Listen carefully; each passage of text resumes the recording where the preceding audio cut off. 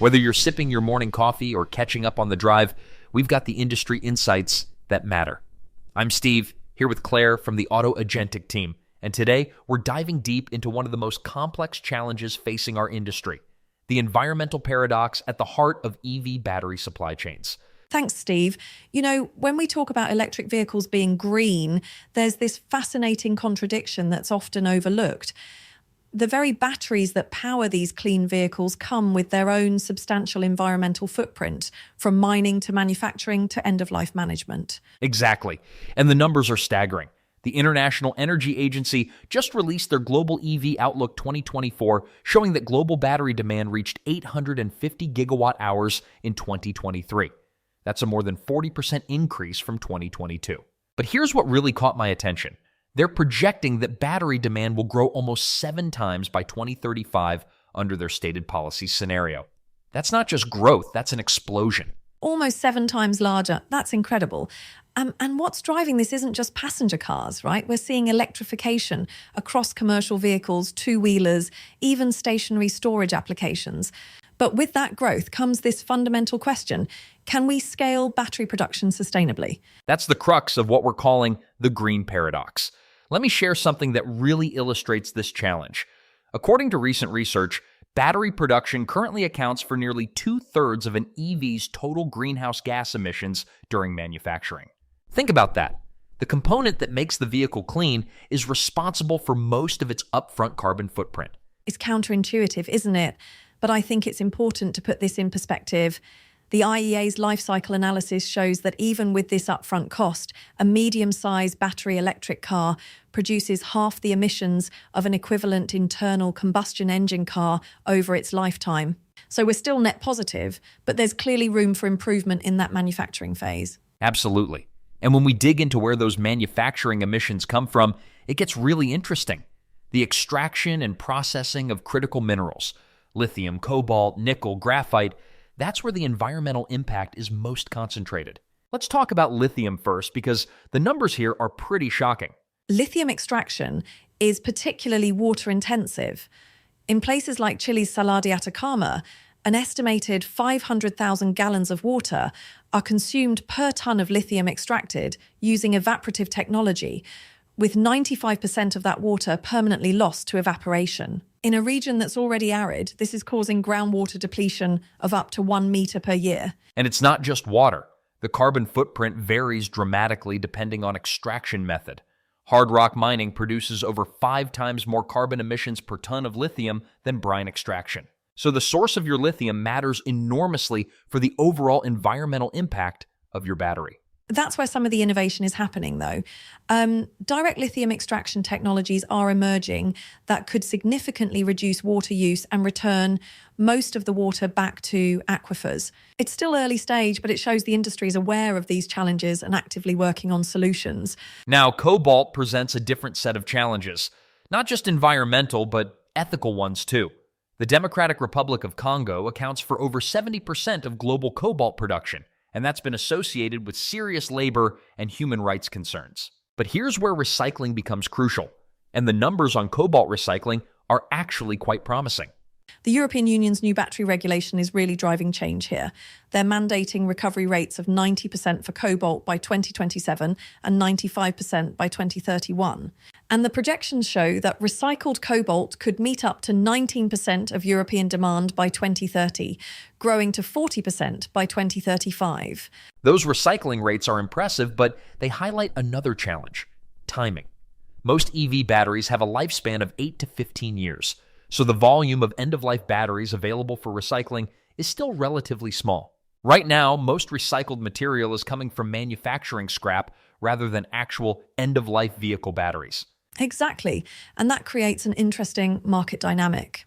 Research from ABI shows that by 2030, planned recycling capacity in the US will actually exceed the volume of available waste batteries. We might have too much recycling capacity too soon, which could lead to uneconomic utilization rates or delays in recycling projects. That's a fascinating problem to have, too much recycling capacity, but it also shows the industry is preparing for that wave of end-of-life batteries that's coming in the 2030s and beyond.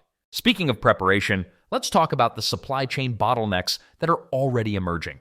The supply constraints are real. Mike Dean from Bloomberg Intelligence has been tracking this closely, and he's warning that lithium battery supply could bottleneck from 2025 as EV demand outstrips available battery production capacity. And it's not just capacity, it's the cost of raw materials too. The price volatility has been incredible. Lithium prices have been on a roller coaster, and that directly impacts battery costs and, ultimately, EV affordability. But there's also a geopolitical dimension here that's often overlooked. China's dominance in the midstream processing of battery materials is a strategic concern for both the US and Europe. Wood Mackenzie notes that China's capacity share in refining and processing presents significant supply chain risks. That's why we're seeing massive investments in domestic battery production and mineral processing capabilities. The Inflation Reduction Act in the US and similar policies in Europe are specifically designed to build domestic supply chains. But there's a question of timing. Can all these new facilities be built fast enough to meet the projected demand growth? That's the trillion-dollar question. The IEA is projecting potential deficits of 40% for lithium and 30% for copper by 2035, even if all current mining projects proceed as planned. That suggests we need even more investment in extraction and processing capacity. But here's where the circular economy concept becomes really important. If we can scale recycling effectively, it could dramatically reduce demand for virgin materials. The IEA estimates that efficient recycling could reduce lithium and nickel demand by 25% and cobalt demand by 40% by 2050. The recycling technologies are advancing rapidly too. We're seeing three main approaches: hydrometallurgical recycling, which uses liquid solutions and can achieve 90 to 99% recovery rates for key metals; pyrometallurgical or smelting processes, which are energy intensive but well established; and direct recycling, which maintains the molecular structure of cathodes and could be the most economically viable long term. You're listening to Auto Intelligence, brought to you by AutoAgentic, the platform transforming automotive retail with intelligent, human-centered AI. Just as we're discussing the complexity of battery supply chains, AutoAgentic helps dealerships navigate the complexity of EV sales and service with over 90 specialized AI agents. These agents understand the nuances of electric vehicle retail, from lead nurturing to inventory optimization, helping dealers thrive in this rapidly evolving market. Now back to our discussion of the green paradox. One aspect that doesn't get enough attention is the concept of second life for EV batteries. Not every battery goes straight to recycling when it's no longer suitable for automotive use. That's right. Many batteries retain 60 to 80% of their capacity when they're retired from vehicles, making them perfect for stationary energy storage applications. The International Council on Clean Transportation estimates that reusing 50% of end-of-life vehicle batteries for energy storage could offer a capacity of 96 gigawatt-hours in 2030, growing to 12,000 gigawatt-hours by 2050. Those numbers are massive. 12,000 gigawatt-hours. That's enough to power significant portions of the grid during peak demand periods. And it extends the useful life of these batteries before they eventually need to be recycled. It also creates new business models for automakers and energy companies. We're already seeing partnerships between car manufacturers and utility companies to develop these second life applications. It's another way to extract maximum value from the materials and energy that went into producing these batteries. Let's talk about some of the technological innovations that are addressing these sustainability challenges. Solid-state batteries are getting a lot of attention. What's the potential there? Solid-state technology is promising because it could significantly improve energy density while potentially reducing reliance on some of the most problematic materials. TDK recently announced a breakthrough achieving energy density of 1,000 watt-hours per litre. That's 100 times greater than their existing batteries. Though that's for small devices initially, the technology could eventually scale to automotive applications. And then there's dry coating technology, which Tesla and others are exploring. This eliminates solvent-based processes and energy-intensive drying, potentially reducing carbon dioxide emissions by up to 40% and manufacturing costs by 18%. Those are significant improvements. The manufacturing innovations are just as important as the chemistry innovations. Companies like Adionics are working on three-dimensional current collectors that reduce inactive material usage and optimize active material loading. Every efficiency gain in manufacturing translates to lower environmental impact and cost. But even with all these technological advances, there are still significant challenges ahead. The regulatory landscape is complex and evolving rapidly. How do you see policy shaping this industry? The EU's battery regulation is really setting the global standard. It mandates specific recycling targets, requires transparency in sourcing, and sets durability standards. But interestingly, some research suggests the focus on recycling might inadvertently suppress the market for battery repurposing. There's a need for balanced support for both recycling and second life applications. That's a great point about unintended consequences. Policymakers are trying to incentivize the right behaviors, but the market dynamics are so complex that regulations can sometimes have unexpected effects. Exactly. And then there's the global nature of these supply chains.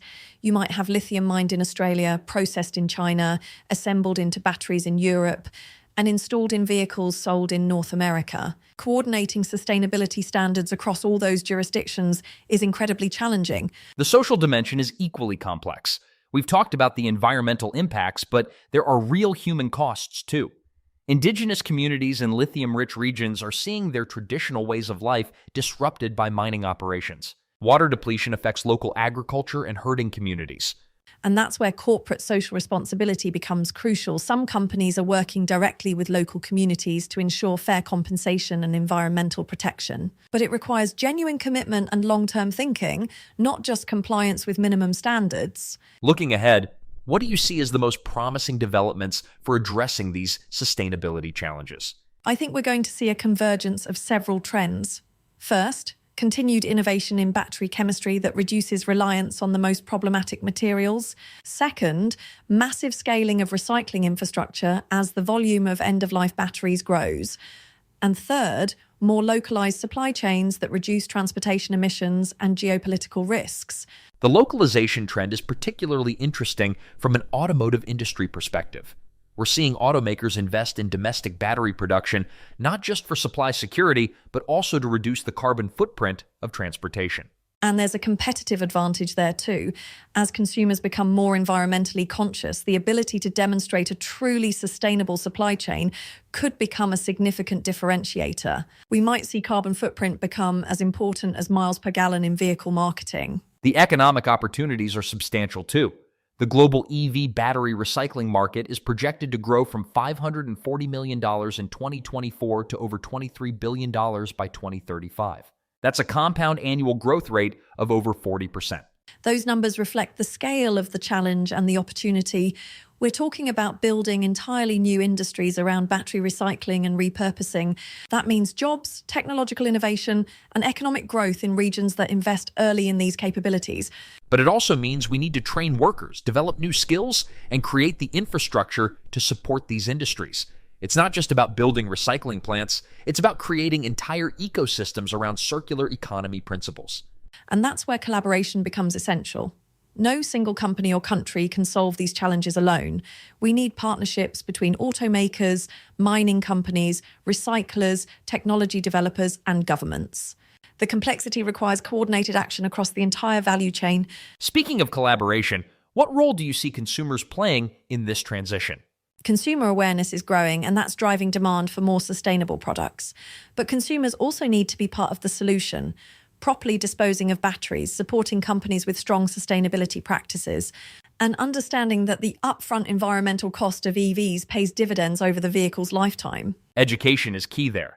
Many consumers still don't understand the lifecycle benefits of EVs, or they focus only on the upfront manufacturing impact without considering the operational benefits. Exactly, and as the technology improves and recycling scales up, that upfront impact will continue to decrease. We're already seeing battery production becoming cleaner as manufacturing moves to regions with cleaner electricity grids and as processes become more efficient. Let's wrap up with some key takeaways. What should our listeners in the automotive industry be thinking about as they navigate this green paradox? First, the environmental challenges are real, but they're not insurmountable. The industry is actively working on solutions, and we're seeing genuine progress in recycling, sustainable mining practices, and cleaner manufacturing processes. Second, the scale of the transition is unprecedented.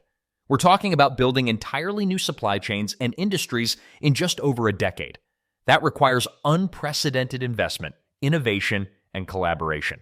And third, this is ultimately about long-term thinking. The upfront environmental costs of battery production are significant, but they're temporary. As we scale recycling and improve manufacturing processes, the environmental benefits of electrification will become even more pronounced. The green paradox isn't a reason to slow down electrification. It's a call to accelerate the development of sustainable solutions.